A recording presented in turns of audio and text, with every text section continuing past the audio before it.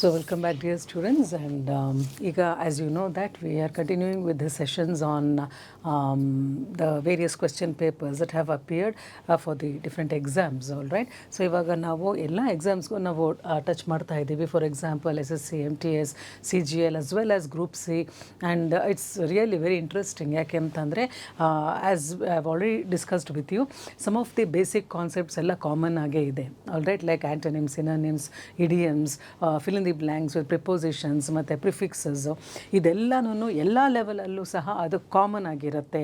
So ನೀವು ಬರೀ ಇದನ್ನು ನೋಡಿಕೊಂಡು ಓಕೆ ಇದು ಓನ್ಲಿ ಫಾರ್ SSC, MTS ಅಂತ ಹೇಳಿ ಲಾಸ್ಟ್ವರೆಗೂ ನೀವು ನೋಡಲಿಲ್ಲ ಅಂತಂದರೆ it's a big loss to you. So stay till the end, okay, ಎಲ್ಲನೂ ನೋಡಿಬಿಟ್ಟು then you will understand what the benefit you gain from this ಅಂತ ಹೇಳಿ. ಸೊ ಹಾಗಾಗಿ ಇದು ಎಲ್ಲರಿಗೂ ಜನರಲ್ ಆಗಿ ಪ್ಲಸ್ ಯಾರು ಕೆಲವು ಸ್ಪೆಸಿಫಿಕ್ ಎಕ್ಸಾಮ್ಸ್ ತಗೊಳ್ತಾ ಇದ್ದೀರಾ ಎಲ್ಲರಿಗೂ ಸಹ ಇದು ಡೆಫಿನೆಟ್ ಆಗಿ ಯೂಸ್ ಆಗುತ್ತೆ. So I think you are already making use of it. So let us move on now. So you know that it is available on our YouTube channel Vijayi Bhava as well as a Telegram app. Okay, now let us see ಇದು ಇವತ್ತಿನ ಒಂದು ಇದರಲ್ಲಿ ಬೇಸಿಕ್ಕಿಂದ ಸ್ವಲ್ಪ complicated ವರ್ಗೂ ಸಹ ನಾವು ಹೋಗ್ತಾ ಇದ್ದೀವಿ. ಯಾಕೆ ಅಂತಂದರೆ ರಿಪಿಟೇಟಿವ್ ಆಗಿ ಬರೀ ಅದನ್ನೇ ಮಾಡ್ತಾ ಇದ್ದರೆ ಅಲ್ಲಿ ನೀವು ಬೆಳೆಯೋದಿಲ್ಲ. ಓಕೆ, ಒನ್ ಪರ್ಟಿಕ್ಯುಲರ್ ಟೈಮ್ ಅಲ್ಲಿ ಪಾಯಿಂಟ್ ಆಫ್ ಟೈಮಲ್ಲಿ ಅದು ಫಾರ್ ಎಕ್ಸಾಂಪಲ್ ಸಿನೋನಿಮ್ಸ್, ಆ್ಯಂಟೋನಿಮ್ಸ್ ಇದೆಲ್ಲನೂ ಸಹ ಎಲ್ಲದರಲ್ಲೂ ಸಹ ನಾವು ಡಿಸ್ಕಸ್ ಮಾಡ್ತಾನೇ ಇದ್ದೀವಿ ಅಲ್ವಾ. ಸೊ ಇವತ್ತು ಸಹ ವಿ ರಿಟೈನ್ ದಟ್. ಓಕೆ, ಅದನ್ನು ಬಿಟ್ಟು ಮುಂದೆ ಹೋಗೋಕ್ಕಾಗಲ್ಲ, ಅದನ್ನು ಇಟ್ಕೊಳ್ತೀವಿ. ಅದ್ರ ಜೊತೆಗೆ in addition to that I have brought in few more concepts, all right, which ಅದು ನಿಮ್ಮ ಜನರಲ್ ಇಂಗ್ಲೀಷ್ ಲರ್ನಿಂಗಿಗೂ ಇರ್ಬೋದು ಅಥವಾ ಎಕ್ಸಾಮ್ಸ್ಗೆ ಸ್ಪೆಸಿಫಿಕ್ ಆಗಿ ನಿಮಗೆ ಅದೆಲ್ಲನೂ ಇನ್ನು ಸ್ವಲ್ಪ ಹೈಯರ್ ಲೆವೆಲ್ ಆಫ್ ಲರ್ನಿಂಗಲ್ಲಿ ಮುಂದೆ ಹೋಗ್ತಾ ಇರುತ್ತೆ. ಯಾಕೆಂದರೆ ಒಂದೇ ಸರ್ತಿ ನಿಮಗೆ ಒಂದು ಸ್ವಲ್ಪ ಡಿಫಿಕಲ್ಟ್ ಆಗಿರೋದು ಎಕ್ಸ್ಪೋಸ್ ಮಾಡಿದಾಗ ಕಷ್ಟ ಅನಿಸ್ಬಹುದು ಅಂತ ಹೇಳಿ ನಾವು ಗ್ರ್ಯಾಜುವಲ್ ಆಗಿ ಗ್ರೌಂಡ್ ಲೆವೆಲಿಂದ ನಾವು ಮುಂದೆ ಹೋಗ್ತಾ ಇರೋವಂಥದ್ದು, ಆಲ್ ರೈಟ್. ಸೊ ಈಗ ನೀವು ಒಂದು ಹಂತಕ್ಕೆ ನಿಮಗೊಂದು ಸ್ಟಡಿ ಬಂದಿದ್ದೀರಾ ಅಂತ ಅಂದ್ಕೊಳ್ತೀನಿ. You have got a hold on some of the concepts, all right. ಈಗ ನೆಕ್ಸ್ಟ್ ಕಾನ್ಸೆಪ್ಟ್ಸನ್ನು ತಿಳ್ಕೊಳ್ತಾ ಹೋಗೋಣ. ಓಕೆ, ನಾವು this is as we know that it is regarding the phrasal verbs ಅಥವಾ ಇಡಿಯಮ್ ಅಂತ ನಾವೇನು ಹೇಳ್ತೀವಿ ಅದು ಇರೋವಂಥದ್ದು ಒಂದು ಮೀನಿಂಗ್ ಇತ್ತು ಅಂತಂದರೆ ದ ವರ್ಡ್ಸ್ ಇಟ್ ಸೆಲ್ಫ್ ಅದೇನು ಹೇಳುತ್ತೆ ಅದಕ್ಕೂ ಆಳವಾದ ಒಂದು ಡೀಪರ್ ಲೆವೆಲ್ ಆಫ್ ಮೀನಿಂಗ್ನ ನಾವು ತಗೊಳ್ಬೇಕು. Choose the sentence that explains the correct meaning of the idiom. Idiom ಅಂತ ಹೇಳಿದ್ರೆ ಒಂದು ನುಡಿಗಟ್ಟು. ಸೊ ಅದರದ ಒಂದು ಒಳಾರ್ಥ ಏನು ಅಂತ ನೋಡೋಣ. The case against Lata was let off. Let off ಅಂತ ಅಂದರೆ ಏನು, ಬಿಟ್ಬಿಡು ಅಂಥದ್ದು. The class was let off ಅಂತ ಹೇಳ್ತೀರಾ ನೀವೆಲ್ಲ. ಕ್ಲಾಸಸ್ ಅಕಸ್ಮಾತ್ ಇತ್ತು ಅಂತಂದರೆ some of the teachers may come and tell that today there is some other meeting or programme, so the classes are let off ಅಂತ ಅಂದರೆ ಏನು. ದ ಕೇಸ್ ಪರ್ಟಿಕ್ಯುಲರ್ಲಿ ಲತಾ ಅನ್ನೋರ್ದು case it was let off ಅಂತ ಅಂದ್ರೇನು. The case against Lata was carried out. Carried out ಅಂತ ಅಂದ್ರೇನು, ಅದನ್ನು implement ಮಾಡಿದ್ರ, ಎನ್ಫೋರ್ಸ್ ಮಾಡಿದ್ರ ಅಥವಾ ಎಕ್ಸಿಕ್ಯೂಟ್ ಮಾಡಿದ್ರ ಅನ್ನೋದು. The case against Lata was drop. The case against Lata was included. The case against Lata was entailed. Add ಆಯಿತಾ. ಸೊ ಇದರಲ್ಲಿ ಯಾವುದು ಸರಿ ಅಂತ ಹೇಳಿದ್ರೆ ಲೆಟ್ ಆಫ್ ಅನ್ನೋದು ಒಂದು phrasal verb. Okay, so phrasal verb ಅಂತ ಹೇಳಿದ್ರೆ ಫಾರ್ ಎಕ್ಸಾಂಪಲ್ ಯು ಸಿ ಅಲ್ಲಿ ವರ್ಬ್ ಬಂದು ಕಾಮನ್ ಇರುತ್ತೆ, ಆಲ್ ರೈಟ್. ಇನ್ನು ಪ್ರಿಪೋಸಿಷನ್ ಒಂದು ಸ್ವಲ್ಪ ಆ ಮೀನಿಂಗ್ನ ಆಲ್ಟರ್ ಮಾಡುತ್ತೆ. Example let down. So let down ಅಂತ ಅಂದ್ರೇನು, the children should not let down their parents ಅಂತ ಅಂದ್ರೇನು, ಮಕ್ಕಳು ಅವರ ತಂದೆ ತಾಯಿಯನ್ನು ಲೆಟ್ ಡೌನ್ ಅಂತಂದರೆ ಅವ್ರಿಗೆ ಅವಮಾನ ಆಗೋ ರೀತಿಯಲ್ಲಿ ನಡ್ಕೋಬಾರ್ದು. ಅವ್ರಿಗೆ ಎಲ್ಲೇ ಆದರೂ ಸಹ ಅವರು ತಲೆ ಎತ್ತಿ ನಿಲ್ಲೋ ಥರ ಇರಬೇಕು. They should not let down ಅಂತ ನಾವು ಅದು ಒಂದು ನುಡಿಗಟ್ಟು. ಓಕೆ, ಸೊ ಹಾಗಾಗಿ ಈಗ ಲೆಟ್ ಆಫ್ ನೋಡಿ, ಲೆಟ್ ಆಫ್ ಅಂತ ಇದೆ. ಸೊ ಇಲ್ಲಿ ಲೆಟ್ ಬಂದು it is a verb common ಆಗಿ ಇರೋದು. But down and of which are prepositions ಅದು ಸ್ವಲ್ಪ ಮೀನಿಂಗ್ನ ಚೇಂಜ್ ಮಾಡುತ್ತೆ. ಹಾಗಾಗಿ ಲೆಟ್ ಆಫ್ ಅಂತ ಹೇಳಿದ್ರೆ ಬಿಟ್ಟು ಬಿಡುವಂಥದ್ದು. ಸೊ ಹಾಗಾಗಿ that means the option that we can choose here is not this one. The case against Lata was dropped. Dropped ಅಂತ ಅಂದರೆ ಬಿಟ್ಬಿಟ್ರು ಅಂತ ಹೇಳಿ. So not even this one. So this is the right one. Let off ಅಂತ ಅಂದರೆ something which is dropped. He dug the grave when he took the culprit's side. So he dug the grave ಅನ್ನೋದೇ ನಮ್ಮ idiom ಇವತ್ತಿನ ಈ ಸೆಂಟೆನ್ಸ್ದು. Okay, okay, so ನಾವು ಹಿ dug the grave ಅಂದರೆ ಗುಂಡಿ ತೊಡ್ಕೊಂಡ, ಅಂದ್ರೇನು ಅವನ ಗೋರಿಯನ್ನು ಅವನೇ ತೊಡ್ಕೊಂಡ ಅಂತ ಹೇಳಿ. ಹಾಗಾದರೆ he dug the grave and he took the culprit's side ಅಂತ ಅಂದ್ರೇನು, ಅಪರಾಧಿಯ ಒಂದು ಸೈಡನ್ನು ತಗೊಂಡು ಅವನ ಗುಂಡಿಯನ್ನು ಅವನೇ ತೊಡ್ಕೊಂಡ. ಅದರ ಅರ್ಥ ಏನು ಅಂತಂದರೆ ಅವನ ಅಪರಾಧಿಯ ಪರವಾಗಿ ನಿಂತಿದ್ದು ಅದು ತಪ್ಪಾಯಿತು ಅಂತ ಹೇಳಿ. ಅಂದರೆ ಅದು ಒಂಥರ ಅವನ ಹಳ್ಳನ ಅವನೇ ತೊಡ್ಕೊಂಡ ಅನ್ನೋ ರೀತಿಯಲ್ಲಿ. ಸೊ ನಾವು you see he dug the grave ಅಂತಂದರೆ ಅವನ ಗುಂಡಿ. ದಟ್ ಮೀನ್ಸ್ ಇದು ಮಾಡ್ತಾರೆ, ಸಮಾಧಿ ಮಾಡ್ತಾರಲ್ವ, ಅದು ಗುಂಡಿ ತೋಡ್ಕೊಳ್ಳೋ ಅಂಥದ್ದು. ಡಿಗ್ಗಿಂಗ್ ಅಂದರೆ ತೋಡೋದು. He mended himself by helping the culprit. Mended ಅಂತ ಅಂದರೆ ತಿದ್ದುಕೊಳ್ಳೋ ಅಂಥದ್ದು. So transforming, repaired. Okay, he transformed himself ಅಂದರೆ ಅವನನ್ನು ಅವನೇ ಬದಲಾಯಿಸ್ಕೊಂಡ. ಕಲ್ಪ್ರಿಟ್ ಅಂದರೆ ಅಪರಾಧಿಯನ್ನು ಸಪೋರ್ಟ್ ಮಾಡಿ. He ruined himself when he help the culprit. ಅವನ ವಿನಾಶಕ್ಕೆ ಕಾರಣ ಆದ, ಅವನೇ ಹಾಳಾದ. ಕಲ್ಪ್ರಿಟ್ನ ಹೆಲ್ಪ್ ಮಾಡೋಕ್ಕೆ ಹೋಗಿ ರೂಯಿನ್ ಅಂತಂದರೆ ಅವನೇ ಸರ್ವನಾಶ ಮಾಡ್ಕೊಳ್ಳೋ ಅಂಥದ್ದು. He saved himself by helping the culprit ಅಂದರೆ ಕಲ್ಪ್ರಿಟ್ನ ಹೆಲ್ಪ್ ಮಾಡಿ ಅವನು ಉಳಿಸ್ಕೊಂಡ ಅಂತ ಹೇಳಿ. He repaired himself by helping the culprit. Repaired ಅಂದರೆ ಅವನು ಸರಿ ಹೋದ ಕಲ್ಪ್ರಿಟ್ನ ಹೆಲ್ಪ್ ಮಾಡೋಕ್ಕೆ ಹೋಗಿ ಅಂತ ಹೇಳಿ. ಆದರೆ ಇಲ್ಲಿ ಕರೆಕ್ಟ್ ಆದ ಅರ್ಥ ಹಿ ಡಗ್ ದ ಗ್ರೇವ್ ಅಂತ ಅಂದ್ರೇನು, ಅವನ ಗೋರಿಯನ್ನು ಅವನೇ ತೋಡ್ಕೊಂಡಿದ್ದು ಅಂತ ಹೇಳಿದ್ರೆ. He ruined himself when he help the culprit ಅಂತ ಅಂದ್ರೇನು, ಅವನೇ ಹಾಳಾದ, ಅವನು ಏನು ಹೆಲ್ಪ್ ಮಾಡೋಕ್ಕೆ ಹೋಗಿ ಅವನೇ ಹಾಳಾದ ಅನ್ನೋದು ಕರೆಕ್ಟ್ ಆಪ್ಷನ್. ಇಲ್ಲಿ ಇನ್ಯಾವುದು ಬರಲ್ಲ. So dug the grave is the idiom ಅಂತಂದರೆ ಅಗೇನ್ ಒಳ ಅರ್ಥ ಇರುವಂಥದ್ದು. ಅದರ ನಿಜವಾದ ಅರ್ಥ ಡಿಗ್ ದ ಗ್ರೇವ್ ಅಂತಂದರೆ ನಿನ್ನ ಹಳ ನೀನೇ ತೊಡ್ಕೊಳ್ತಾ ಇದ್ದೀಯಾ ಅಂತ ಅಂದ್ರೇನು, ನಾವು ನಮ್ಮಷ್ಟಿಗೆ ನಾವೇ ಆನೆ ತನ್ನ ತಲೆ ಮೇಲೆ ಮಣ್ಣು ಹಾಕ್ಕೊಳ್ತು ಅಂತ ಹೇಳಿದ್ರೇನು, ನಾವೇ ನಮ್ಮ ವಿನಾಶಕ್ಕೆ ಕಾರಣ ಆಗುವಂಥದ್ದನ್ನು ಹಿ ಡಗ್ ದ ಗ್ರೇವ್ ಹಿಮ್ಸೆಲ್ಫ್ ಅಂತ ಅರ್ಥ ಬರುತ್ತೆ. All right, that is the idiom. Then next one, when the police came, the thief took to their heels. ಅಲ್ಲಿ ನೋಡಿ, ಪೊಲೀಸ್ ಬಂದಾಗ the thief took, ಕಳ್ಳ ಏನು ಮಾಡ್ದ, the thief took to their heels. ಇಲ್ಲಿ ಥೀವ್ಸ್ ಬೈ ಪ್ಲೂರಲ್, ದೇರ್ ಅಂತ ಇದೆ. The thieves took to their heels ಅಂದ್ರೇನು, ಕಾಲಿಗೆ ಓಟ ಹೇಳಿದ್ರು, ಕಾಲಿಗೆ ಬುದ್ಧಿ ಹೇಳಿದ್ರು ಅಂತಂದರೆ ಏನು, ಅದು ಕನ್ನಡದಲ್ಲೂ ಇದೆ ಅಲ್ವಾ. ಸೊ ಏನೋ ಒಂದು ಡೇಂಜರ್ ಬರ್ತಿದೆ ಅಂದ ಕೂಡಲೇ ಕಾಲಿಗೆ ಬುದ್ಧಿ ಹೇಳಿದ್ರು ಅಂತ ಹೇಳಿದ್ರೆ ಅಲ್ಲಿಂದ ಓಟ ಕೇಳೋದು. That means trying to escape from there, trying to flee from there. Flee ಅಂತಂದ್ರೇನು escaping. All right, so let us see. So police ಬರ್ತಿದ್ದಾರೆ ಅಂದ ಕೂಡಲೇ ಕಾಲಿಗೆ ಬುದ್ಧಿ ಹೇಳಿದ್ರು ಅಂದರೆ they started running away and escaping. When the police came the thieves were taken by surprise. ಅಂದ್ರೇನು, ಅವ್ರಿಗೆ ಆಶ್ಚರ್ಯ ಆಯ್ತಾ ಪೊಲೀಸ್ ಬಂದಾಗ. Next option, when the police came the thieves took flight and ran away. So police ಬಂದಾಗ ಅವರು ಪರಾರಿ ಆದರು. Flight ಅಂತ ಅಂದರೆ ಏರೋಪ್ಲೇನ್ ಇಟ್ಕೊಂಡು ಓಡೋದಲ್ಲ, ಬಟ್ ಇಲ್ಲಿ ಹೇಗೆ ಅಂತಂದರೆ ಫ್ಲೀ ಅನ್ನೋದು ಒಂದು ವರ್ಡ್ ಇದೆ. ಓಕೆ, ಸೊ ಫ್ಲೀ ಅಂತಂದರೆ ಟು ಎಸ್ಕೇಪ್. ಓಕೆ, ಸೊ ಇದರದ್ದು see should not get confused with flow ಅಂದರೆ ಹರಿಯೋದು. ಆಲ್ ರೈಟ್, ಸೊ ಫ್ಲೈ ಅಂದರೆ ಹಾರೋದು. ಸೊ ಫ್ಲೀ ಇಲ್ಲಿ ಎಸ್ಕೇಪ್ ಆಗುವಂಥದ್ದು. ಹಾಗಾಗಿ ಫ್ಲೈಟ್ ಅಂತ ಪಾಸ್ಟ್ ಟೆನ್ಸಲ್ಲಿ ಕೊಟ್ಟಿದ್ದಾರೆ. So nothing to do with the aeroplane flight. All right, then so police ಬಂದಾಗ the thieves to flight and ran away ಅಂತಂದ್ರೇನು, ದೇ ಎಸ್ಕೇಪ್ಡ್ ಅಂತ ಅರ್ಥ. ಇಲ್ಲಿ ಫ್ಲೈಟ್ ಅಂತ ಹೇಳಿದ್ರೆ ಓಡಿದ್ರು ಅಂತ ಹೇಳಿ. When the police came the thieves to shelter in a tall building. Police ಬಂದಾಗ ಅವರು ಒಂದು ಎತ್ತರದ ಒಂದು ಕಟ್ಟಡದಲ್ಲಿ ನೆರಳನ್ನು ತಗೊಂಡ್ರ. Did they take protection in a big building. ಅಥವಾ when the police came the thieves open indiscriminate fire ಅಂತಂದ್ರೇನು, ಅಥವಾ ಪೊಲೀಸ್ ಅವ್ರು ಬಂದಾಗ ಇವರೇ ಅಂದರೆ ಬುಲೆಟಿಂದನೋ ಅಥವಾ ಬೇರೆ ಯಾವುದೋ ಆಯುಧದಿಂದನೋ ಬೆಂಕಿಯನ್ನು ಅಂದರೆ ಸ್ಟಾರ್ಟ್ ಮಾಡಿದ್ರೆ. ಡಿಡ್ ದೆ ಓಪನ್ ಫೈರ್ ಅಂತ ಹೇಳ್ತಾ ಇರೋದು. So which option is right? So ಇಲ್ಲಿ correct option took to their heels ಅಂತ ಅಂದರೆ ಯಾವುದೇ ಕಳ್ಳನಿಗೂ ಸಹ ಪೊಲೀಸ್ ಅಂತ ಹೇಳಿದ್ರೆ ಭಯ ಆಗೇ ಆಗುತ್ತೆ. ಅವ್ರು ಬರ್ತಿದ್ದಾರೆ ಅನ್ನೋ ಒಂದು ಸೂಚನೆ ಸಿಕ್ಕಿದ ಕೂಡಲೇ what did they do, they started taking flight and ran away from there. So this option is right and not all this. Okay, so flee, flight there. Okay, idiomatic expression. Took to their heels ಅಂದರೆ ಕಾಲಿಗೆ ಬುದ್ಧಿ ಹೇಳೋದು. Sachin has bitten off more than he can chew ಅಂತಂದ್ರೇನು, ಇಲ್ಲಿ ನೋಡಿ the idiomatic expression ಅಂತಂದರೆ bitten off more than he can chew ಅಂತಂದ್ರೇನು, ಅಲ್ಲಿ ಹಾಸಿಗೆ ಇದ್ದಷ್ಟು ಅವನು ಕಾಲು ಚಾಚಲಿಲ್ಲ, ಇನ್ನೂ ಬೇಕು ಅನ್ನೋ ರೀತಿಯಲ್ಲಿ. ಸೊ ದಟ್ ಈಸ್ ಅನದರ್, ಕನ್ನಡದಲ್ಲಿ ನೋಡಿ ಹಾಸಿಗೆ ಇರೋಷ್ಟು ಕಾಲು ಚಾಚಬೇಕು ಅನ್ನೋದು ಒಂದು ಗಾದೆ. ಅಂದರೆ ನನ್ನ ಕೈಲಿ ಎಷ್ಟಾಗುತ್ತೋ ಅಷ್ಟು ಮಾಡಬೇಕು. If you do something more than that ಅಂತ ಹೇಳಿದ್ರೆ it will end up in a disaster. Okay, so similarly Sachin ಏನು ಮಾಡ್ದ, he bit off more than he could chew ಅಂತಂದ್ರೇನು ತಿನ್ನೋದಕ್ಕೆ ಆಗಕ್ಕಿಂತನೂ ಹೆಚ್ಚಾಗಿ ಅವನು ಊಟ ಮಾಡ್ದ ಅಂತ ಹೇಳಿ. ಅಂದರೆ ಏನು, ಯಾವುದು ನಾವು ಜೀರ್ಣ ಮಾಡ್ಕೊಳ್ಳೋಕೆ ಎಷ್ಟು ಜೀರ್ಣ ಮಾಡ್ಕೊಳ್ಳೋಕ್ಕಾಗತ್ತೋ ಅಷ್ಟು ಊಟ ಮಾಡಬೇಕು. ಸೊ ನಮಗೆ ಹೊಟ್ಟೆ ಆಸೆಗಿಂತ ಕಣ್ಣಾಸೆ ಜಾಸ್ತಿ ಅಂತ ಹೇಳ್ತಾರಲ್ಲ. So that means more than he could digest he started eating. ಅಂದರೆ ಏನು, ಅವನು ಹಸಿವಿಗಿಂತನೂ ಕಣ್ಣ ಆಸೆಯಿಂದ ಹೆಚ್ಚಾಗಿ ಅವನು ಊಟ ಮಾಡೋದಲ್ಲ. ಇದು ಎನಿ ಇಶ್ಯೂ ಇರ್ಬೋದು ಇಲ್ಲಿ. So he had bitten off more than he can chew. For example, ಒಂದು ಕೆಲಸಕ್ಕೆ ಬಂದಾಗ ನನ್ನ ಕೈಯಲ್ಲಿ ಎಷ್ಟಾಗತ್ತೋ ಅಷ್ಟು ನಾನು ಒಪ್ಕೊಳ್ಬೇಕು.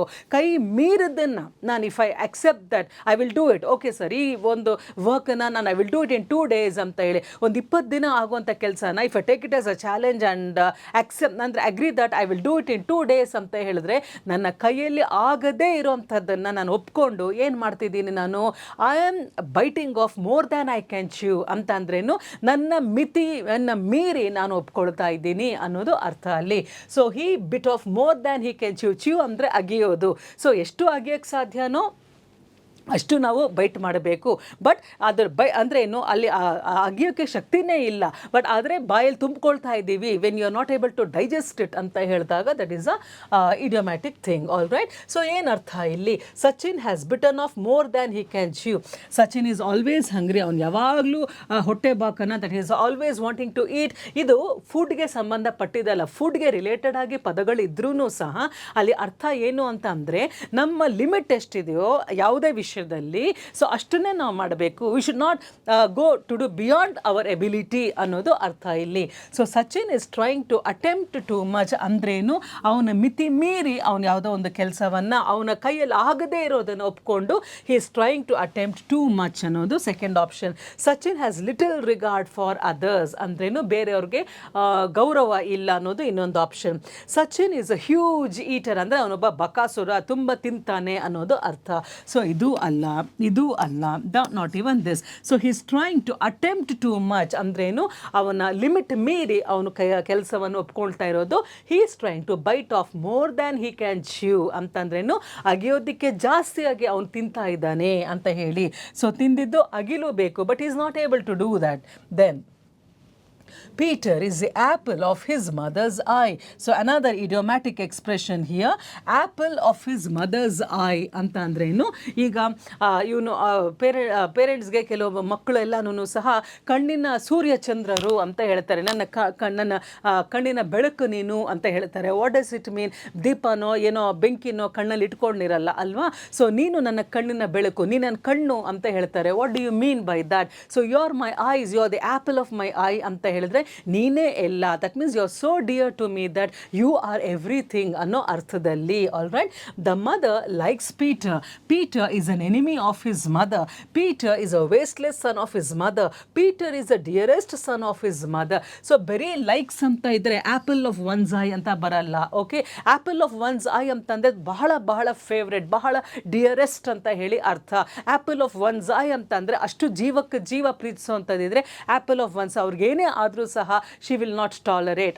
ಅಂಥ ಒಂದು ಸಂದರ್ಭದಲ್ಲಿ we tell that he is the dearest ಅನ್ನೋವಾಗ apple of his mother's eye. Okay, ಅವನ ಕಣ್ಣೇ, ಅವನೇ ಅವನ ತಾಯಿಯ ಕಣ್ಣು ಅಂತ ಅರ್ಥ. ಸೊ ಲೈಕ್ಸ್ ಪೀಟರ್ ಅನ್ನೋದಕ್ಕೆ ಅದು ಆರ್ಡಿನರಿ ಆಯಿತು. So not this. Enemy of his mother, definitely not. Wasteless son, no. So he is the dearest son of his mother. Apple of his mother's eye ಅಂತಂದರೆ the dearest son of his mother. Then fill in the blanks with the most appropriate word from the alternatives given. So ಇಲ್ಲಿ fill in the blank ನೋಡೋಣ. And here what is the exercise that you have to do? It is regarding degrees of comparison, which we already have dealt it many times. Okay, so just go back to the previous videos for reference and see that you get those exercises there. My teacher is dash her sister. So ಇಲ್ಲಿ degrees of comparison just for reference. Positive ಅಂತ ಅಂದರೆ ಅಲ್ಲಿ ಒಂದು quality ಅಂದರೆ ಒಂದು ಅಡ್ಜೆಕ್ಟಿವ್ನ ನಾವು ಬೇರೆ ಬೇರೆ ಡಿಗ್ರಿಯಲ್ಲಿ ಕಂಪ್ಯಾರಿಸನಲ್ಲಿ ನಾವು ಮಾಡ್ತಾ ಇದ್ದೀವಿ. Positive degree, then comparative degree and superlative degree. All right. ಇಲ್ಲಿ ಅಡ್ಜೆಕ್ಟಿವ್ ಯಾವುದು? ಸ್ಮಾರ್ಟ್ ಅನ್ನೋದು ಅಡ್ಜೆಕ್ಟಿವ್ ಆಗಿದೆ. Okay, smart is the adjective here. My teacher is dash her sister. So ಇಲ್ಲಿ ಇಬ್ಬರು ವ್ಯಕ್ತಿಗಳಿದ್ದಾರೆ, my teacher as well as ಅವರ sister. So ಇಲ್ಲಿ ಯಾವ ಕ್ವಾಲಿಟಿನ ಅವರಿಬ್ಬರ ನಡುವೆ ವಿ ಆರ್ ಕಂಪೇರಿಂಗ್ ಅಂತ ಹೇಳಿದ್ರೆ the quality of being smart. Okay, ಸ್ಮಾರ್ಟ್ನೆಸ್ನ ನಾವು ಕಂಪೇರ್ ಮಾಡ್ತಾ ಇದ್ದೀವಿ. ಆ ಥರ ಇರುವಾಗ my teacher is dash her sister ಅಂತ ಹೇಳಿದಾಗ, ಸೊ ರಿಮೆಂಬರ್ ದ್ಯಾಟ್ ಪಾಸಿಟಿವ್ ಅಲ್ಲಿ ಬರೀ ಸ್ಮಾರ್ಟ್, ಓಕೆ, ಓನ್ಲಿ ಸ್ಮಾರ್ಟ್ ಬರಬೇಕಿತ್ತು, ಅಲ್ಲಿ ಯಾರ್ದು ಹೋಲಿಕೆ ಇಲ್ಲ. ದೆನ್ ಕಂಪ್ಯಾರಿಟಿವಲ್ಲಿ ಏನು, it should be as a smarter. Okay, then ಸೂಪರ್ಲೇಟಿವಲ್ಲಿ ಸ್ಮಾರ್ಟೆಸ್ಟ್. ಫೈನ್, ಇದು 3 degrees ಆಫ್ ಕಂಪ್ಯಾರಿಸನ್. ಈಗ ಬರೀ ಇಬ್ಬರೇ ವ್ಯಕ್ತಿಗಳಿರೋದ್ರಿಂದ ವಿ ಕಂಪ್ಯಾರಿಟಿವ್ ಬಂದಾಗ you have to use E R. All right, is dash than her sister, ಮತ್ತು ದ್ಯಾನ್ ಬರಲೇಬೇಕು ಇಲ್ಲಿ, because only 2 people are there. Okay, so my teacher is smarter than her sister. So smarter is the 2nd degree or the comparative degree of comparison. Okay, so smarter is correct. Smartest ಯಾವಾಗ ಬರುತ್ತೆ, ಬಹಳ ಜನ ಇರುವಾಗ, ಎಲ್ರಿಗಿಂತ ಅನ್ನೋವಾಗ smartest. More smarter ಬರೋದಿಲ್ಲ. ಯಾಕೆ ಅಂತಂದರೆ ಸ್ಮಾರ್ಟರೇ comparative degree. More, ಇನ್ನೊಂದು more ಯಾವಾಗ ಯೂಸ್ ಮಾಡ್ತೀರಾ, ಮೋರ್ ಇಂಟೆಲಿಜೆಂಟ್. ಎಕ್ಸಾಂಪಲ್, ಇಂಟೆಲಿಜೆಂಟ್ನ ಇಂಟೆಲಿಜೆಂಟರ್ ಅಂತ ಬರೋದಿಲ್ವಲ್ಲ, ಆವಾಗ ಮಚ್ ಮೋರ್ ಮೋಸ್ಟ್ ಅಂತ ಯೂಸ್ ಮಾಡ್ತೀವಿ. ಆದರೆ ಇಲ್ಲಿ ಸ್ಮಾರ್ಟನ್ನು ಕನ್ವರ್ಟ್ ಮಾಡ್ಬೋದು, ಸ್ಮಾರ್ಟ್, ಸ್ಮಾರ್ಟರ್, ಸ್ಮಾರ್ಟೆಸ್ಟ್ ಅಂತ ಇರುವಾಗ ಇದು ಅಡಿಷ್ನಲ್ ಆಗಿ ಮೋರ್ ಬೇಡ. ಸಿಮಿಲರ್ಲಿ ಮೋಸ್ಟ್ ಸ್ಮಾರ್ಟರ್, ಸ್ಮಾರ್ಟರ್ಗೆ ಇದು ಬೇಕಾಗಿಲ್ಲ. At the same time most use ಮಾಡೋದು ಸೂಪರ್ಲೇಟಿವ್ಗೆ, ಆ್ಯಂಡ್ ಇಲ್ಲಿ ಕಂಪ್ಯಾರಿಟಿವ್ ಇದೆ. ಈ ಥರ ಕಾಂಬಿನೇಷನ್ ಸಹ ಇಲ್ಲ, ಇದು ಎರಡೂ ಸಹ ತಪ್ಪು. ಇನ್ನು ಸ್ಮಾರ್ಟೆಸ್ಟ್ ಬರಲ್ಲ, because there are only 2 people to be compared with, and therefore smarter is the right option. So smarter than her sister. Okay, then ಇಲ್ಲಿ ನೋಡಿ ಅಗೇನ್ ಅದು same exercise, degrees of comparison ಅಲ್ಲೇನೇ ಫಾರ್ ಯುವರ್ ಬೆನಿಫಿಟ್.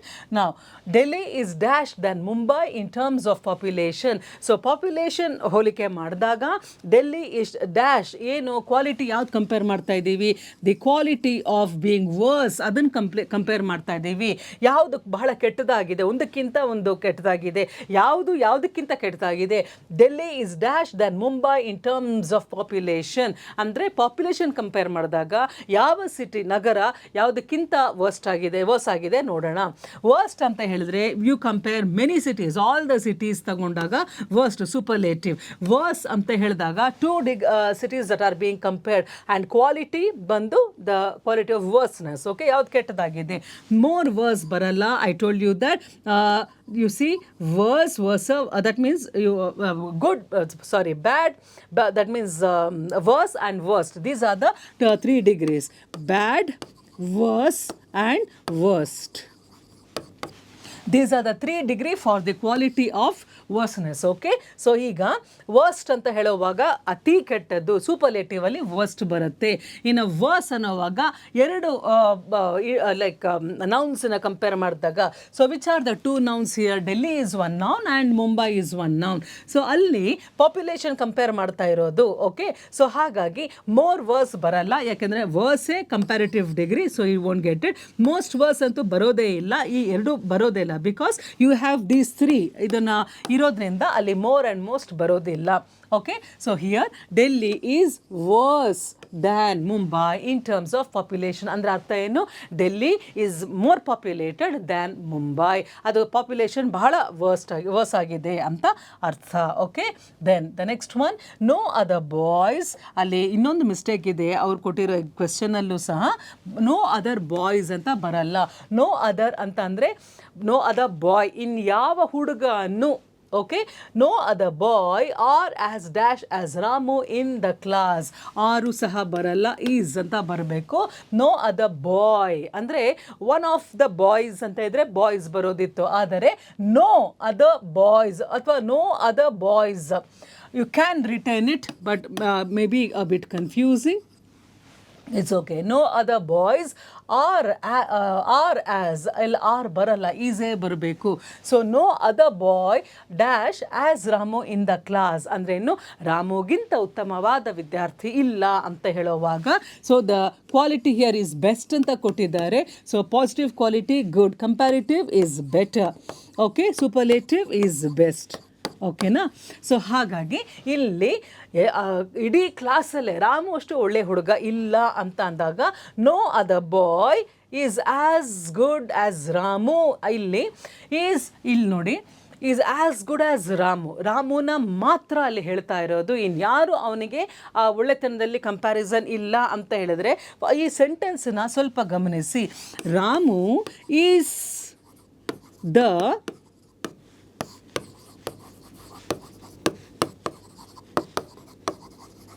ಈ ಇಡೀ ಕ್ಲಾಸಲ್ಲೇ Ramu is the best boy, ಈ ಥರ sentence ಕೊಟ್ಟಿದ್ದಿದ್ದರೆ best bye ಅಂತ ಹಾಕ್ಬೋದಿತ್ತು. All right. ಆದರೆ ಇಲ್ಲೇನು ಕೊಟ್ಟಿದ್ದಾರೆ, ರಾಮು ಅಷ್ಟು ಒಬ್ಬ ಒಳ್ಳೆ ವಿದ್ಯಾರ್ಥಿ ಇನ್ಯಾರು ಇಲ್ಲ ಅಂತ ಕೊಟ್ಟಾಗ ಅವನ ಬಗ್ಗೆ ಮಾತ್ರ ಮಾತಾಡ್ತಾ ಇದ್ದಾರೆ. So when we are talking only about Ramu, it is in the positive degree. ಪಾಸಿಟಿವಲ್ಲಿ ಏನು ಬರಬೇಕು, ಗುಡ್ ಅಂತ ಬರುತ್ತೆ. No other boy is as good as Ramu in the class. All right. So ಎಲ್ರಿಗಿಂತ ಅಂತ ಅಲ್ಲ, ಅಂದರೆ ಇನ್ಯಾರು ಅವನ ಒಂದು ಒಳ್ಳೆತನದಲ್ಲಿ ಅವನ ಥರ ಇಲ್ಲ ಅಂತ ಹೇಳಿ ಅದನ್ನು ಬೇರೆ ರೀತಿಯಲ್ಲಿ ಸೆಂಟೆನ್ಸ್ ಕನ್ಸ್ಟ್ರಕ್ಟ್ ಮಾಡಿದ್ದಾರೆ. ಸೊ ಹಾಗಾಗಿ ಈ no other boy is as dash as Ramu ಈ ಥರ ಬಂದಾಗ ಅಲ್ಲಿ ದ ಫಸ್ಟ್ ಕ್ವಾಲಿಟಿನೇ ಕೊಡಬೇಕು, ಫಸ್ಟ್ ಡಿಗ್ರಿನೇ ಕೊಡಬೇಕು. ಆಸ್ ಗುಡ್ ಆಸ್ ರಾಮು ಅಂತ ಕೊಡಬೇಕಾಗತ್ತೆ. ಈ ಥರ ಇದ್ದಿದ್ರೆ ಬೆಸ್ಟ್ ಅಂತ ಇತ್ತು. ಇಡೀ ಕ್ಲಾಸಲ್ಲಿ ಅಂತ ಇದ್ದಾಗ it would have been best. But here it is a first degree, that is good. Nobody is as good as him anta. Okay, then Sanskrit is one of the dash languages in the world. So we are talking about Sanskrit. Okay, adu ಒಂದು ಪುರಾತನವಾದ ಭಾಷೆ. ಇಲ್ಲಿ ನೋಡಿ, ಪ್ರೀವಿಯಸ್ಗೂ ಇದಕ್ಕೂ comparison ನೋಡಿ, ಯಾವ ಕ್ವಾಲಿಟಿನ compare ಮಾಡ್ತಾ ಇದ್ದೀವಿ. The quality of being old, ಎಷ್ಟು ಹಳೆದಾಗಿದೆ, ಎಷ್ಟು ಪುರಾತನವಾಗಿದೆ ಅನ್ನೋದನ್ನು ಕಂಪೇರ್ ಮಾಡ್ತಾ ಇದ್ದೀವಿ. Sanskrit is one of the dash languages. So ಎಲ್ಲ ಎಷ್ಟೋ ಭಾಷೆಗಳಲ್ಲಿ ಅಷ್ಟರಲ್ಲೂ Sanskrit is one of the ಅಂದ್ರೇನು, ಅಷ್ಟು ಲ್ಯಾಂಗ್ವೇಜಸಲ್ಲಿ it is one of the dash languages. Older ಅಂತ ಇದ್ದಿದ್ರೆ ಬರೀ 2 ಭಾಷೆ ಕಂಪೇರ್ ಮಾಡಬೇಕಿತ್ತು, ಬರೋದಿಲ್ಲ.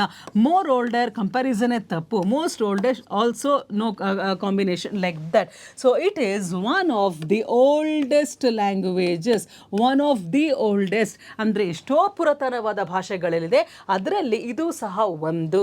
So this option is right. Oldest languages in the world. Oldest language ಅಂತ ತಗೋಬಾರ್ದು, ಯಾಕಂದರೆ ಸುಮಾರು ಬೇರೆ ಬೇರೆ ಎಷ್ಟೋ ಇರೋದ್ರಲ್ಲಿ ಅದು ಸಹ ಒಂದು ಆಗಿರೋದ್ರಿಂದ one of the oldest languages in the world. Now, Lata has the dash amount of milk ಅಂತಂದ್ರೇನು, ಡ್ಯಾಶ್ ಇಲ್ಲಿ ಕ್ವಾಲಿಟಿ ಬಂದಿರೋ ಅತಿ ಕಡಿಮೆ ಅಂತ ಕೊಟ್ಟಿದ್ದಾರೆ. The quality of being less. All right. ಕಡಿಮೆ ಇರೋವಂಥದ್ದು, ಎಲ್ಲರಿಗಿಂತ ಹೆಚ್ಚು ಕಡಿಮೆ ಹಾಲು ಇರೋವಂಥದ್ದು. ದಟ್ ಮೀನ್ಸ್ ಅವಳ ಪಾತ್ರೆಯಲ್ಲಿ ಮಾತ್ರ ಅಂತ ಕೊಟ್ಟಿರೋದು. Lata has the dash amount of milk ಅಂದ್ರೇನು, ಅಲ್ಲಿ ಇಲ್ಲಿ ನೋಡಿ, ಇಲ್ಲಿ ದ ಕೊಟ್ಟಿದ್ದಾರೆ. So that is a clue for you. ಅಲ್ಲಿ ಏನು ಆರ್ಟಿಕಲ್ ಇದ್ದಿದ್ದರೆ Lata has dash amount of milk ಅಂತ ಅಷ್ಟೇ ಮಾತ್ರ ಇದ್ದಿದ್ರೆ ಲೆಸ್ ತಗೋಬೋದಿತ್ತು if there was no article. But ಇಲ್ಲಿ ಆರ್ಟಿಕಲ್ ಕೊಟ್ಟಿದ್ದಾರೆ. ದ ಅಂತ ಹೇಳಿದಾಗ that is used for superlative degree, definite degree. Superlative ಬಂದಾಗ ದ ಬರುತ್ತೆ, ಲೀಸ್ಟ್ ಬರುತ್ತೆ. ಸೊ ದ ಡಿಫ್ರೆಂಟ್ ಡಿಗ್ರೀಸ್ ಏನು, less, okay, lesser and least. ಇದು 3 degrees of less, lesser and least. ಓಕೆನಾ? ಸೊ ಹಾಗಾಗಿ she has the least amount of milk. The ಬಂದಿರೋದ್ರಿಂದ ನಾವು ಲೀಸ್ಟೇ ತಗೋಬೇಕು. ಅಕಸ್ಮಾತ್ if we did not have the ಅಂತ ಇದ್ದಿದ್ರೆ Lata has less amount of milk ಅಂತ, ಲಿಟಲ್ ಅಮೌಂಟ್ ಆಫ್ ಮಿಲ್ಕ್ ಅಂತ ಬರ್ತಿತ್ತು. ಓಕೆ, ಸೊ ನಾವು you see that this is the only option. That means least amount, little ಬರಲ್ಲ, ಮೋರ್ ಲೆಸ್ ಬರಲ್ಲ. So least amount of milk. Okay, then choose the word nearest in meaning to the word given. So this means it is an exercise in synonyms. All right. So nearest in meaning anta andaga synonym andre same ಸಮಾನಾರ್ಥ. A poor man donated generously ಅಂದರೆ ಏನು, ಬಹಳ ಧಾರಾಳವಾಗಿ ಒಬ್ಬ poor man, ಅದು ಏನು, ಒಬ್ಬ ಬಡ ಮನುಷ್ಯ ಬಹಳ ಉದಾರಿಯಾಗಿ ಅದನ್ನು ಡೊನೇಟ್ ಮಾಡ್ದ. ಜನರಸ್ಲಿ ಡೊನೇಟೆಡ್, ಬಹಳ ಉದಾರತನದಿಂದ ಅವನು ಡೊನೇಟ್ ಮಾಡ್ದ. ನಾವು which is the word here, generously ಅಂದ್ರೇನು, ಉದಾರ ಭಾವದಿಂದ, ಧಾರಾಳವಾಗಿ ಅನ್ನೋದಕ್ಕೆ ವರ್ಡ್ ಏನು, ಜನರಸ್ಲಿ. ನಾವು ಲೆಟ್ ಅಸ್ ಸಿ. ಲೈಟ್ಲಿ ಅಂದರೆ ಹಗುರವಾಗಿ, ಲಿಬರಲಿ ಅಂತ ಹೇಳಿದ್ರೆ ಕಂಪ್ಲೀಟ್ ಆಗಿ ಯಾವುದೇ ಒಂದು ಹಿಡಿತ ಇಲ್ಲದೆ ಧಾರಾಳವಾಗಿ ಕೊಡುವಂಥದ್ದು ಲಿಬರಲಿ. ಸೆಲ್ಫಿಶ್ಲಿ ಮೀನ್ಸ್ ಸ್ವಾರ್ಥಿಯಾಗಿ, ಗ್ರೀಡಿಲಿ ಅಂದರೆ ದುರಾಸೆಯಿಂದ.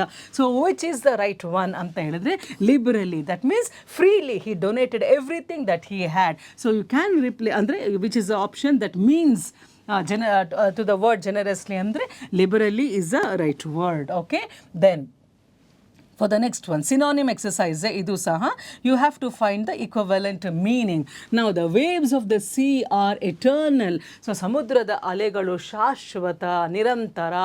So the waves of the sea are eternal. Eternal means something which is immortal, andre save illa, ad hogta irutte, there is no end, endless, limitless. That is the meaning of the word eternal.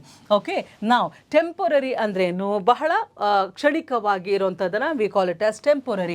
Momentary ಅಂತ ಅಂದ್ರೂ ಸಹ ಬಹಳ ಕ್ಷಣಿಕವಾಗಿ.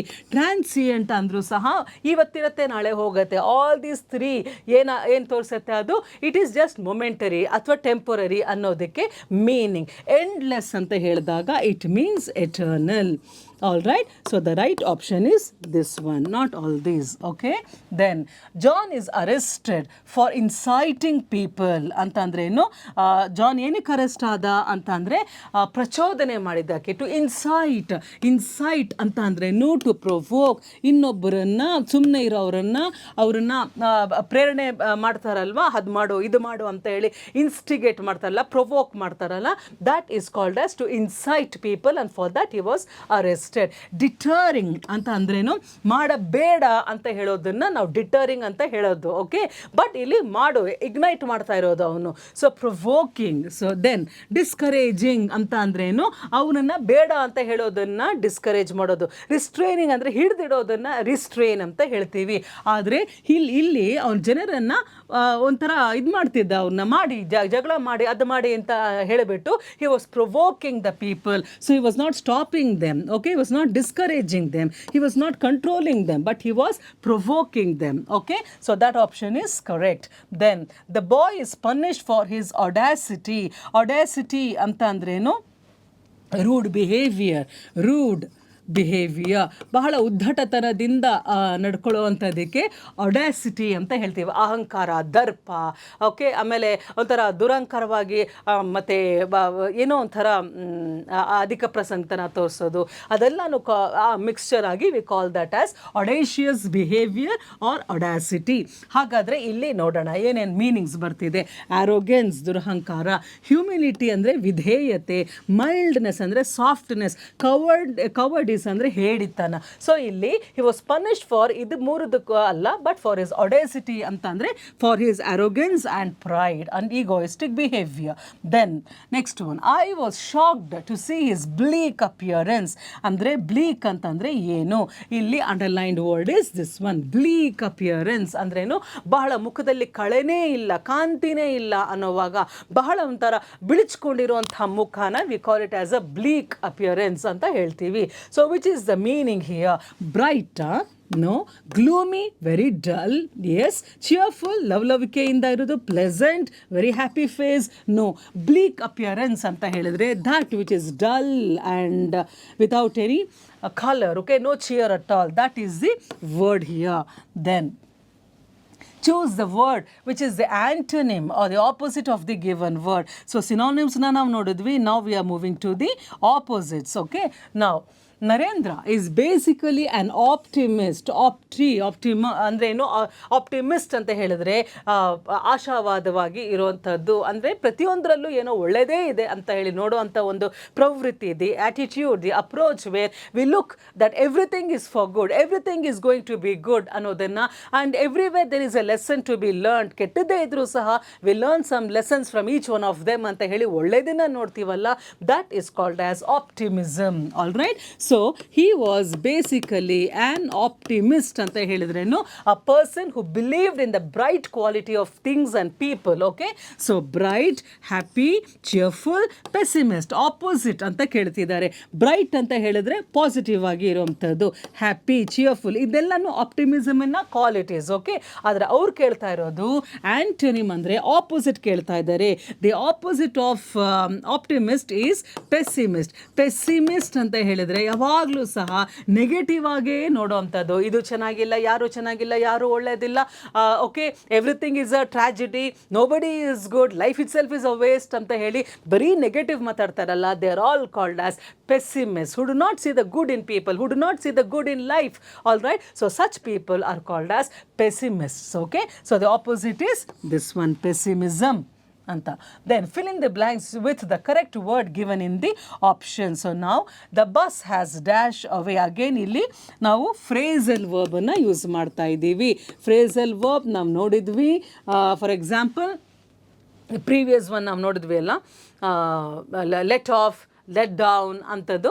So ಅದೇ ಥರದ್ದು ಇಲ್ಲಿ the bus has dash ಅಂತ ಅಂದಾಗ broken away, broken down, broken off, broken out. So broken ಅನ್ನೋ ವರ್ಬ್ ಕಾಮನ್ ಆಗಿದೆ ಆ್ಯಂಡ್ ಇದು ಬಂದು preposition. Okay, these are the prepositions. So verb plus preposition gives you the phrasal verb. So ಆ phrasal verb ಕರೆಕ್ಟಾಗಿ ಅರ್ಥ ನಾವು ತಗೊಳ್ಬೇಕು. Broken away ಅಂದರೆ ಬಿಡಿಸ್ಕೊಂಡು ಹೊರಟೋಗಿರೋವಂಥದ್ದು. For example, the children have broken away from the parents ಅಂತ ಅಂದರೆ ಮಕ್ಕಳೆಲ್ಲೋ, ತಂದೆ ತಾಯಿಯಲ್ಲೋ ಅವ್ರ ಸಂಬಂಧನೇ ಅದು ಬಿಟ್ಟು ಕಟ್ ಮಾಡ್ಕೊಂಡು ಹೋಗ್ಬಿಟ್ಟಿರ್ತಾರಲ್ಲ. So that is called breaking away from the relationship. Broken down ಅಂತ ಅಂದರೆ ಏನು, ಅದು ಕೈ ಕೊಟ್ಟುಬಿಟ್ಟಿದೆ. ಓಕೆ, ಸೊ ಇನ್ನು ಅದು ಮೂವ್ ಆಗೋದಕ್ಕೆ ಆಗ್ತಾ ಇಲ್ಲ. ಇಟ್ ಹ್ಯಾಸ್ ಬ್ರೋಕನ್ ಡೌನ್ ಅಂತ ಹೇಳಿದ್ರೆ ಕೆಲಸ ಮಾಡ್ತಾ ಇಲ್ಲ ಅನ್ನೋದು ಅರ್ಥ ಅಲ್ಲಿ. ಓಕೆ, ಸೊ ಬ್ರೋಕನ್ ಆಫ್ ಅಂತ ಹೇಳಿದ್ರೆ ಸಿಮಿಲರ್ಲಿ ಒಂದು ಯಾವುದೋ ಒಂದು ಒಳ್ಳೆ ಇದನ್ನ it has broken off, tie ಆಗಿರೋಂಥದ್ದನ್ನು ಇಟ್ಸ್ ಬ್ರೋಕನ್ ಆಫ್ ಅಂತ ಹೇಳಿದ್ರೆ ಮುರಿದು ಹೋಗಿದೆ ಅಂತ ಹೇಳಿ. ಬ್ರೋಕನ್ ಔಟ್ ಅಂತ ಹೇಳಿದ್ರೆ ಆ್ಯಕ್ಚುಲಿ ಅದಕ್ಕೆ ಅಂತಹ ಒಂದು ಸಾಮಾನ್ಯವಾದ ಇದಿಲ್ಲ ಅಲ್ಲಿ. ಬ್ರೋಕನ್ ಔಟ್ ಅನ್ನೋ ಥರ ಯಾವುದು ಸಾಧಾರಣವಾಗಿ ಬಳಸೋದಿಲ್ಲ. ನಾವು ದ ಬಸ್ ಹ್ಯಾಸ್ ಬ್ರೋಕನ್ ಅವೇನ, ಬ್ರೋಕನ್ ಅವೇ ಅಂತ ಹೇಳಿದ್ರೆ ಡ್ರೈವರ್ ಎಲ್ಲೋ ಬಸ್ ಎಲ್ಲೋ ಆ ಥರ ಅಲ್ಲ. ಇಟ್ ಹ್ಯಾಸ್ ಬ್ರೋಕನ್ ಡೌನ್ ಅಂತ ಹೇಳಿದ್ರೆ ರಿಪೇರಿ ಆಗಿಬಿಟ್ಟಿದೆ ಅಂತ. So it has broken down, not broken off. Okay, so it has broken down. All right, so bus repair ಆಗಿದೆ ಅನ್ನೋದಕ್ಕೆ ಫ್ರೇಸಲ್ ವರ್ಬ್ ಯಾವುದು, it is broken down. Okay, then he looks dash life differently. So ಇದು ಸಹ is a phrasal verb exercise here. ನಾವು looks ಅನ್ನೋದು common verb, then here this is a preposition. All right, look over, look out, look at, look in. Look over ಅಂತ ಅಂದ್ರೇನು ಅಲ್ಲಿ ಏನೋ ಇದೆ, ಹುಷಾರು, ಲುಕ್ ಓವರ್ ದ್ಯಾಟ್ ಅಂತ ಹೇಳಿ. ಸೊ ಅದನ್ನು ಅಂದರೆ ಅಲ್ಲಿ ನೋಡಿಕೊಂಡು ಹೆಜ್ಜೆ ಇಡು ಅನ್ನೋದನ್ನು, ಟು ಲುಕ್ ಓವರ್ ಅಲ್ಲಿ ಏನಿದೆ ಅಂತ ಹೇಳಿ ಕಾಶಿಯಸ್ ಆಗಿ ಹೆಜ್ಜೆ ಇಡೋವಂಥದ್ದು. That means similar, look over ಅಂತ ಹೇಳಿದ್ರೆ ಆಚೆ ಇರೋದನ್ನ ನೋಡೋವಂಥದ್ದು. ಲುಕ್ ಔಟ್ ಅಂತ ಅಂದರೆ to be very alert. Okay, ಏನಾದರೂ ಅಲ್ಲಿ ಡೇಂಜರ್ ಇರ್ಬೋದು. So look out for some snakes. Okay, ನೀವು ಗಾರ್ಡನಲ್ಲಿ ಹೋಗೋವಾಗ ಲುಕ್ ಔಟ್ ಅಂತ ಅಂದರೆ ಬಿ ವೆರಿ ಕಾಶಿಯಸ್ ಅಂತ. ಲುಕ್ ಆಟ್ ಅಂತ ಹೇಳಿದ್ರೇನು ಅಲ್ಲಿ ನೋಡೋ ಅಂಥದ್ದು. ಫಾರ್ ಎಕ್ಸಾಂಪಲ್, ಲುಕ್ ಅಟ್ ಅಂತ ಹೇಳಿದ್ರೆ ಅಲ್ಲಿ ಅದು ನೇರವಾಗಿ ಅದನ್ನು ನೋಡೋ ಅಂಥದ್ದು. For example, anything that we view ಅಂತ ಅಂದ್ರೇನು ಯಾವ ವಸ್ತುವಿನಾದರೂ ನಾವು ತಗೊಳ್ಳೋ ಅಂತಹ ಒಂದು ದೃಷ್ಟಿ, ಯಾವ ದೃಷ್ಟಿಯಲ್ಲಿ ನಾವು ನೋಡ್ತೀವಿ ಅದು. ಲುಕ್ ಇನ್ ಅಂತ ಹೇಳಿದ್ರೆ ಒಂದು ವಿಚಾರವನ್ನು ಗಂಭೀರವಾಗಿ ಅದರ ಆಳಕ್ಕೆ, that means to consider that one. Look in to the look in ಅಂತ ಹೇಳಿದ್ರೇನು, ಸೊ ಅಲ್ಲಿ ಒಳಗಡೆ ನೋಡೋ. ಲುಕ್ ಇನ್ ಟು ಬೇರೆ. Okay, look in to the matter ಅಂದರೆ deep probe is called as looking into the matter. Look in ಅಂತ ಹೇಳಿದ್ರೆ ಒಳಗೆ ನೋಡು ಅಂತ ಅರ್ಥ. ಓಕೆ, ದೆನ್ ಇಲ್ಲಿ he looks at life differently. All right, so ಇಲ್ಲಿ phrasal verb at preposition ಬರಬೇಕು. looks at life is the right one. Okay, so ಜೀವನವನ್ನ ಎಲ್ಲರೂ ನೋಡೋದಕ್ಕಿಂತ ವಿಭಿನ್ನವಾಗಿ ನೋಡ್ತಾನೆ. he looks at life differently. Fine, then the oil prices won't dash. So another exercise in phrasal verbs here. So again this is the verb come, common idu matte illi preposition. Come down, come over, come off, come out. Okay, come out ಅಂದ್ರೆ ಒಳಗಿಂದ ಹೊರಗೆ ಬರೋದು. come off ಅಂದರೆ ಅದು ಬಿಡಿಸ್ಕೊಂಡು ಬಂದ್ಬಿಡೋದು. Okay, ಏನೋ ಒಂದು ಅಂಟ್ಕೊಂಡಿರುತ್ತೆ. come off ಅಂತ ಅಂದರೆ ಅದು ಕಿತ್ಕೊಂಡು ಬಂದ್ಬಿಡೋವಂಥದ್ದು. come over ಮತ್ತೆ ಇನ್ನೊಂದು ಸತಿ ಹೇಳು come over ಅಂತ. come down ಅಂತ ಹೇಳಿದ್ರೆ ಇಳಿಯುವಂಥದ್ದು. So the oil prices won't come down ಅಂದ್ರೇನು ಕೆಳಗಿಳಿಯೋದಿಲ್ಲ. All right, so it will not come down. This option is correct. Okay, then the next one, the following sentence is divided into 3 parts. One of the parts may contain an error. Choose the right answer from the options given. Mark as no error if there are no errors. Slow and steady win the race. Now you see ಇಲ್ಲಿ ಕೆಲವೊಂದನ್ನು ನಾವು ಯಾವಾಗಲೂ ಸಹ ಒಂದು combined phrase ಅಂತ ನಾವು ಕರಿತೇವೆ. Time and tide. Okay, bread and butter.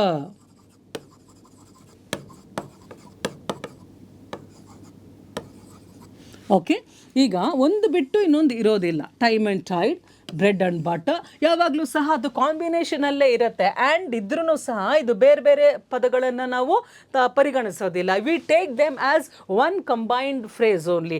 Time and tide, then wait and watch, okay, then bread and butter, ಇವೆಲ್ಲನೂ ಸಹ ಕಂಬೈನ್ಡ್ ಆಗಿ ಯೂಸ್ ಮಾಡಿ ಮಾಡಿ ಅದೇನಾಗಿದೆ, ಅದು ಒಂದೇ ಪದ ಅನ್ನೋ ರೀತಿಯಲ್ಲಿ ಅಭ್ಯಾಸ ಆಗಿಬಿಟ್ಟಿದೆ ಬ್ರೆಡ್ ಆ್ಯಂಡ್ ಬಟರ್ ಅನ್ನೋದನ್ನು. ಓಕೆ, ಸೊ ಅದೆರಡೂ ಸೇರಿದ್ರೂ ಸಹ ಡಿಫ್ರೆಂಟ್ ಆಗಿದ್ರೂ ಸಹ we consider them as one object, one thing only. ಹಾಗಾಗಿ ನಾವು you C subject verb agreement ಅಂತ ಅಂದ್ರೇನು, ಈಗ ಸಬ್ಜೆಕ್ಟ್ ಸಿಂಗ್ಯುಲರ್ ಇತ್ತು ಅಂತ ಹೇಳಿದ್ರೆ verb also should be singular. For example, she is eating ಅಂತ ಅಂದರೆ ಶಿ ಈಸ್ ಸಿಂಗ್ಯುಲರ್, ಹಾಗಾಗಿ ಈಸ್ ಅನ್ನೋದು ಸಹ ಈಟಿಂಗ್. ಅವಳು ಊಟ ಮಾಡ್ತಾ ಇದ್ದಾಳೆ, ಅವಳು ಊಟ ಮಾಡ್ತಾ ಇದ್ದಾರೆ ಅಂತ ಬರೋದಿಲ್ಲ. So she is singular, is verb also should be singular. ಅದೇ ದೇ ಅಂತ ಇದ್ದಿದ್ರೆ ದೇ ಆರ್ ಈಟಿಂಗ್ ಅಂತ ಅಂದರೆ correct. So that is called as subject verb agreement. ನಾವು though slowness is a different quality, steadiness is a different quality ಅಂದ್ರೂ ಸಹ we always take this as one word combination. therefore ಇದು single. Okay, so ಇದು single ಇತ್ತು ಅಂದರೆ verb ಏನಾಗಬೇಕು, verb also should be in singular. so therefore it should be slow and steady wins the race, time and tide waits for no one. all right, bread and butter is a good combination. ಹಾಗಾಗಿ ಇಲ್ಲಿ ಎಲ್ಲಿ error ಇದೆ, ಇಲ್ಲಲ್ಲ, but ಇಲ್ಲಿ error ಇದೆ. Wins ಅಂತ ಬರಬೇಕಿತ್ತು. The ರೇಸಲ್ಲಿ ನೋ ಎರರ್, ನೋ ಎರರ್ ಇದೆ, ಆ್ಯಕ್ಚುಲಿ ಎರರ್ ಇದೆ. ಸೊ ದೇರ್ಫೋರ್ ಎರರ್ ಇರೋದು ಈ ಪಾರ್ಟಲ್ಲಿ, ದ ಸೆಕೆಂಡ್ ಪಾರ್ಟಲ್ಲಿ there is an error, wins. Okay, then the next one, everyone has a right to their opinion.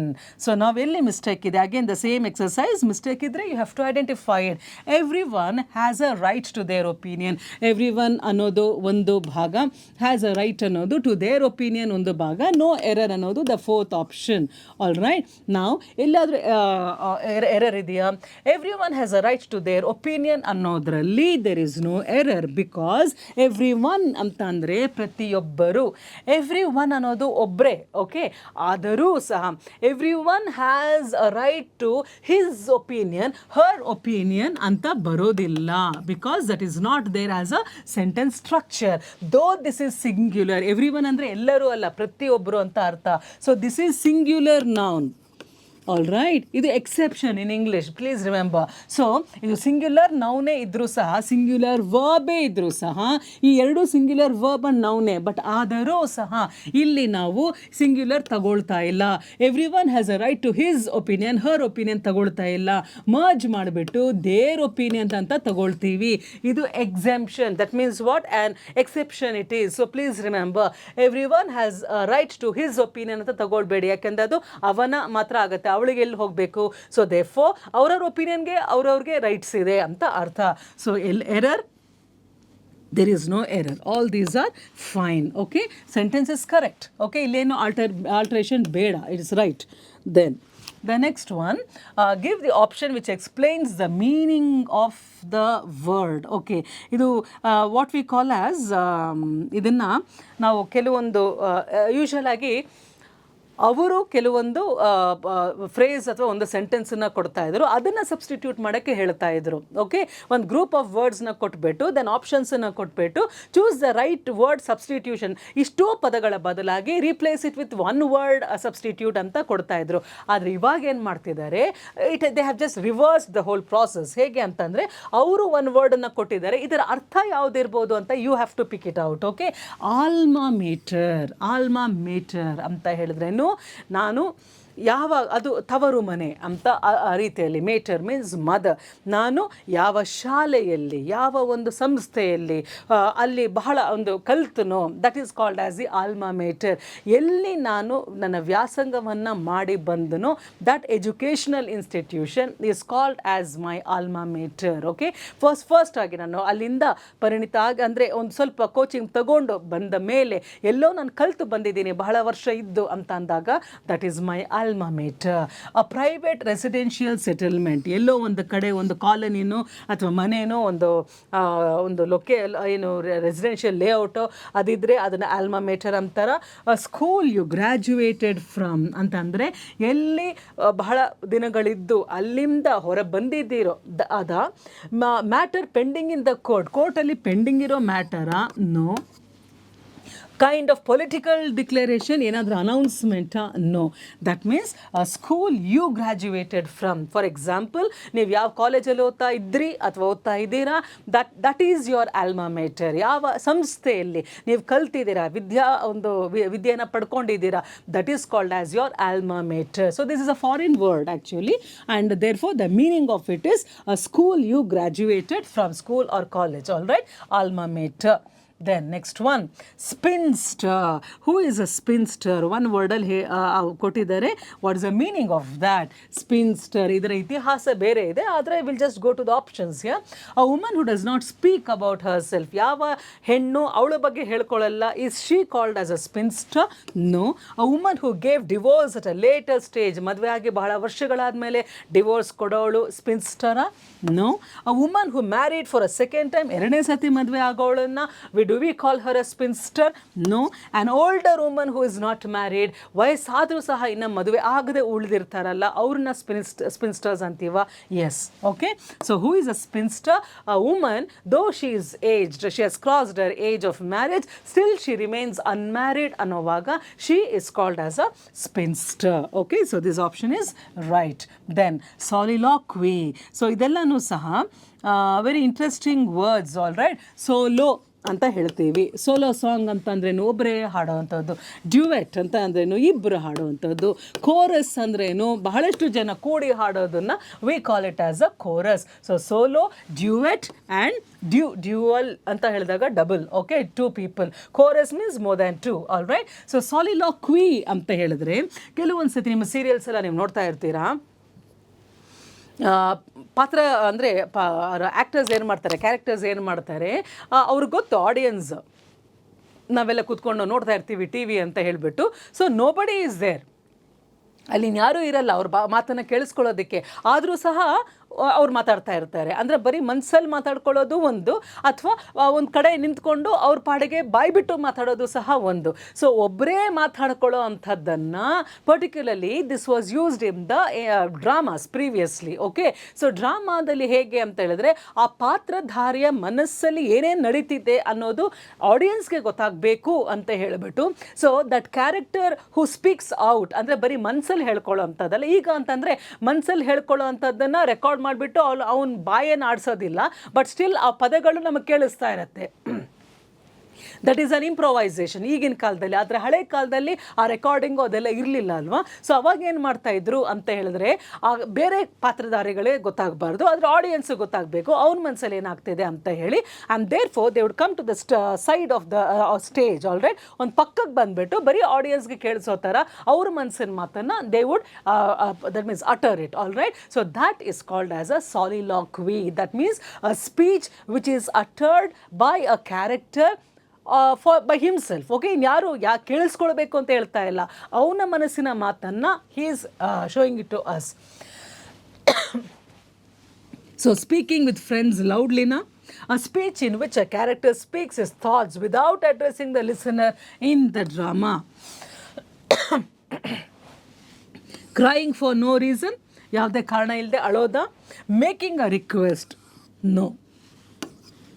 So the right option is this one. ಡ್ರಾಮಾದಲ್ಲಿ ಇದನ್ನು ಬಳಸ್ತಾರೆ, where the character speaks out to his audience, but he cannot, he makes sure that ಇನ್ಯಾರು ಅದನ್ನು ಕೇಳಿಸ್ಕೊಳ್ಬಾರ್ದು ಅನ್ನೋ ರೀತಿಯಲ್ಲಿ, except the audience.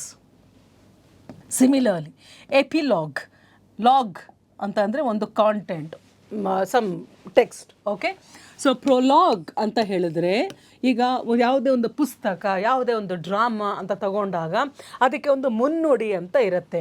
ಮುನ್ನುಡಿನ we call it as a preface ಅಥವಾ ಒಂದು prologue ಅಥವಾ introduction ಅಂತ ಹೇಳ್ತೀವಿ. ಅದನ್ನೇ ಇವಾಗ ದಿಢೀರ್ ಅಂತ ಹೇಳಿ ನಾವು ಏನೋ ಒಂದು ಸ್ಟಾರ್ಟ್ ಮಾಡಿ ಏನೋ ಬರೆದುಬಿಟ್ಟು ಹೋಗೋಕ್ಕಾಗಲ್ಲ. Even if you take a drama, ಸ್ಟಾರ್ಟಿಂಗಲ್ಲಿ ಒಂದು ಇಂಟ್ರೊಡಕ್ಷನ್ ಇರುತ್ತೆ, ಪರಿಚಯ ಥರ ಮೇ ಬಿ ದ ಸೆಟ್ಟಿಂಗ್ ಅಥವಾ ಸೀನ್ ಅಥವಾ ಕ್ಯಾರೆಕ್ಟರ್ಸ್ ಡೈಲಾಗ್ಸ್ ಏನಾದರೂ ಇರುತ್ತೆ ಅಲ್ವಾ. ದೆನ್ ಹೋಗ್ತಾ ಹೋಗ್ತಾ ಹೋಗ್ತಾ ಎಲ್ಲ ಒಂದು ಕ್ಲೈಮ್ಯಾಕ್ಸಿಗೆ ಬರುತ್ತೆ, ಕಥಾವಸ್ತು ಬೆಳ್ಕೊಂಡು ಹೋಗುತ್ತೆ, the plot develops and finally ಏನಾಗುತ್ತೆ, ಕನ್ಕ್ಲೂಷನ್ ಅನ್ನೋದು ಒಂದು ಬರುತ್ತೆ. ಆದರೆ ಪುಸ್ತಕ ಬರೆಯುವಾಗ ಡ್ರಾಮಾದಲ್ಲಿ ಹೇಗಾದರೆ ಮೂವಿಯಲ್ಲಿ ಏನಾದರೂ ಇಲ್ಲಿ ಕ್ಲೈಮ್ಯಾಕ್ಸ್ ಅಂತ ಈಗಿನ ಕಾಲದಲ್ಲಿ ಇದೆ.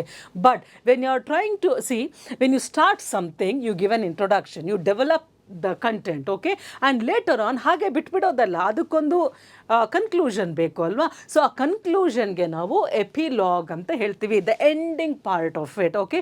The ending part of anything that you are narrating is called the ending, epilogue ಅಂತ ಹೇಳ್ತೀವಿ ಬರವಣಿಗೆಯಲ್ಲಿ.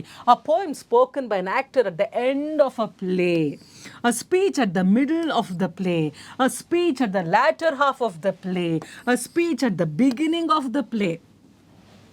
ಸೊ ಪೋಯಮ್ ಇರ್ಬೋದು ಅಥವಾ usually any piece of writing, all right. So anything that is spoken by an actor, ಅದೊಂದು ಮುಕ್ತಾಯದ ಹಂತ ಅನ್ನೋವಾಗ ಒಂದು short piece poetry ಥರ ಇರುತ್ತೆ ಅದು. ಅದನ್ನು ಹೇಳಿ ಅಲ್ಲಿಗೆ ಆ ಡ್ರಾಮಾ ಮುಗೀತು, ಸೊ ಕ್ಲೋಸ್ ಅಂತ ಅರ್ಥ. That is called as an epilogue. ಅಲ್ಲಿ ಯಾವುದು ಮೇನ್ ಕ್ಯಾರೆಕ್ಟರ್ ಅಂತ ಅಲ್ಲ, any character in the play he can narrate a few lines and then close the drama. Play ಅಂದರೆ drama, not any game, all right. It is a drama. So ನಾಟಕದ ಮಧ್ಯದಲ್ಲಿ ಆಡೋವಂಥದ್ದನ್ನು do we call it as an epilogue, ಅಥವಾ ಡ್ರಾಮಾದ ಎರಡನೇ ಹಂತ ಅಂತ ಏನು ಹೇಳ್ತೀವಿ ಅದನ್ನು ಎಪಿಲಾಗ್ ಅಂತೀವ, ಅಥವಾ ಮೊದಲನೇ ಭಾಗದಲ್ಲಿ ಹೇಳೋದನ್ನ ಎಪಿಲಾಗ್ ಅಂತೀವ?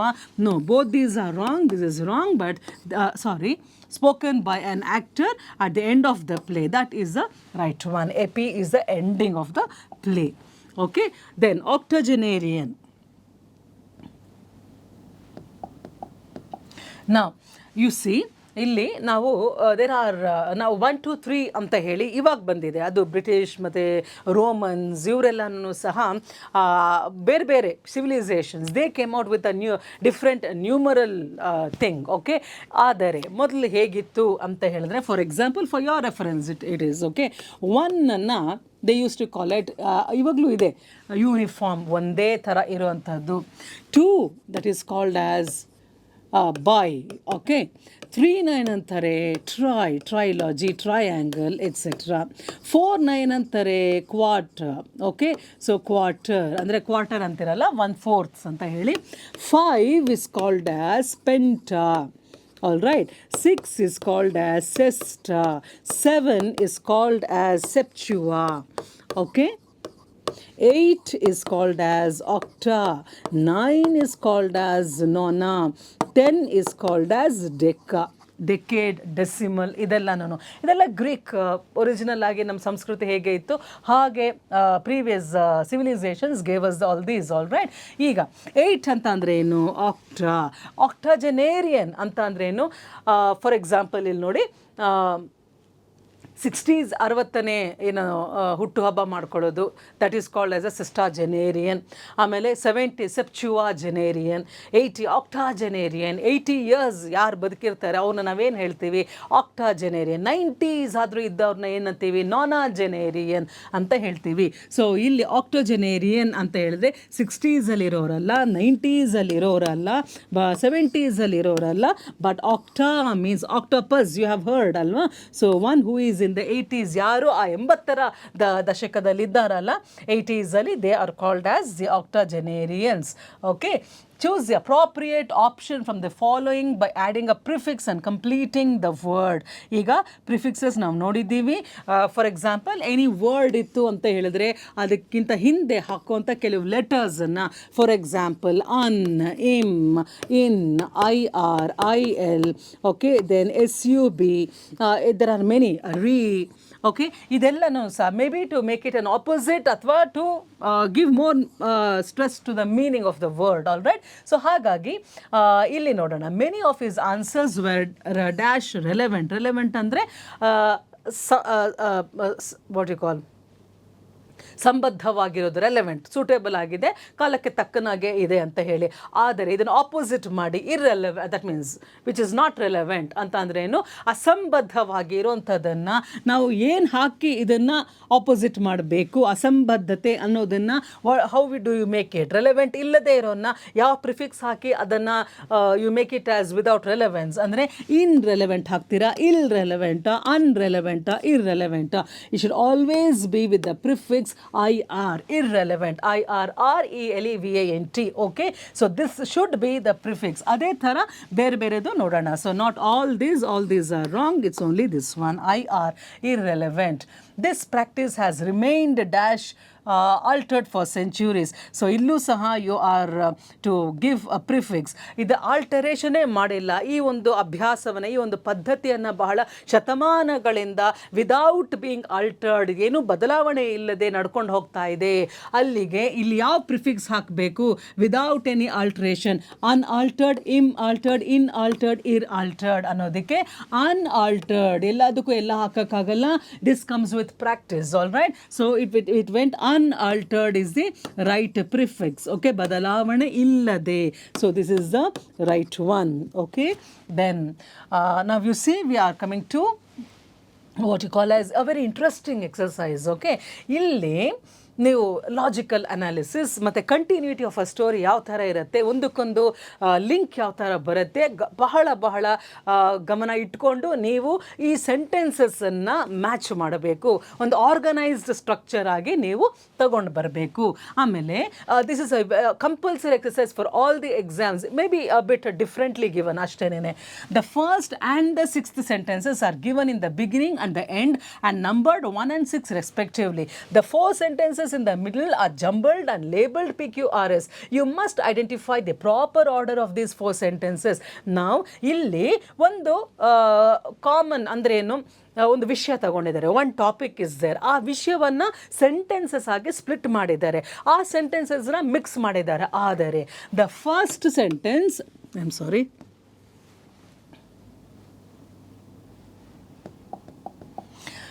ಬೇರೆ ಇದರಲ್ಲಿ ಏನಿತ್ತು, ಪ್ಯಾರಾಜಂಬಲ್ಡ್ ಸೆಂಟೆನ್ಸಸಲ್ಲಿ ಎಲ್ಲನೂ ಮಿಕ್ಸ್ ಆಗಿತ್ತು. You had to put the first, second, third, fourth ಅನ್ನೋ ಥರ ಮಾಡಬೇಕಿತ್ತು.